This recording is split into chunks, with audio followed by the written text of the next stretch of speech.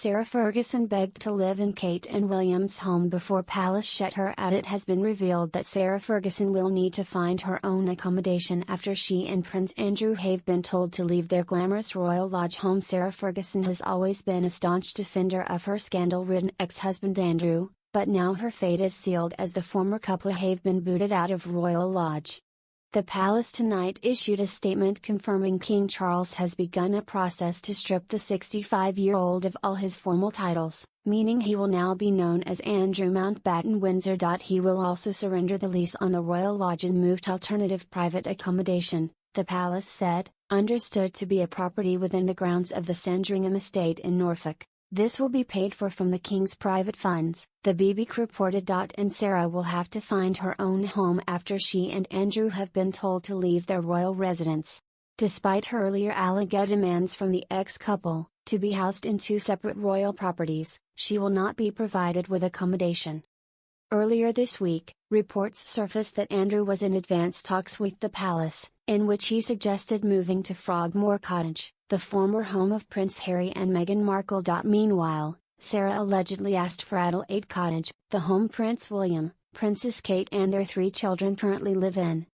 While the Waleses are expected to move to Forest Lodge early next month, royal experts were aghast at the suggestion. Both camps then started to brief against each other, with a source close to Fergie insisting that it was the palace who first offered her Adelaide Cottage in May.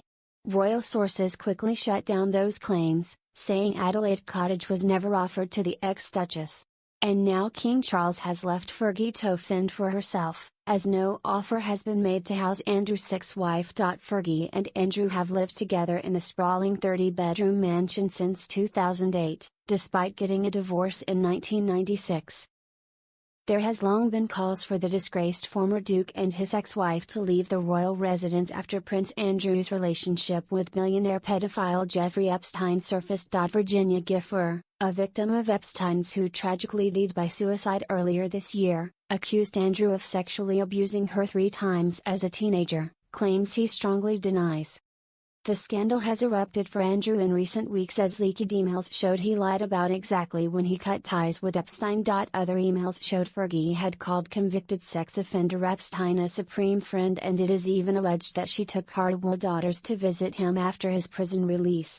Sarah's team say she has no recollection of the meeting, and only sent the email through fears for her safety after threats were made by Epstein. A full statement from the palace tonight read: His Majesty has today initiated a formal process to remove the style, titles and honors of Prince Andrew. Prince Andrew will now be known as Andrew Mountbatten Windsor.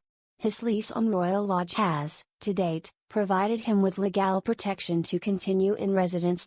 Formal notice has now been served to surrender the lease and he will move to alternative private accommodation.